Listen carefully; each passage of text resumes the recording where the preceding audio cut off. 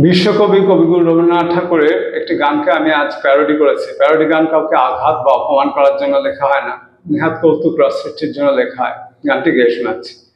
মশা আমায় ধরলো পিঠে, মশা আমি মারবো ব্যাটে, মশার কামড় খেয়ে জ্বরে ব্যথা হলো গিটে গিটে, মশা আমায় ধরলো পিঠে, মশা আমি মারবো ব্যাটে, মশার কামড় খেয়ে জ্বরে ব্যথা হলো গিটে গিটে, মশা আমায় ধরলো পিঠে, মশা আমি মারবো ব্যাটে।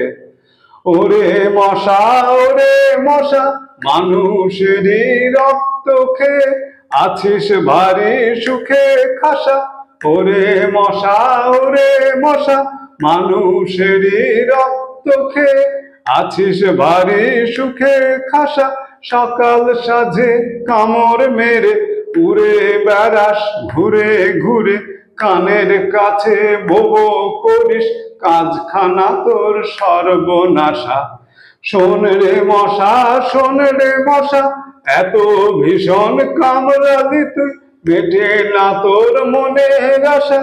গুরুর কাছে দীক্ষা নিয়ে সাধন করিস গয়ায় গিয়ে, দীক্ষা নিয়ে অহিংস হোস, সবাই তোকে বলবে মিঠে।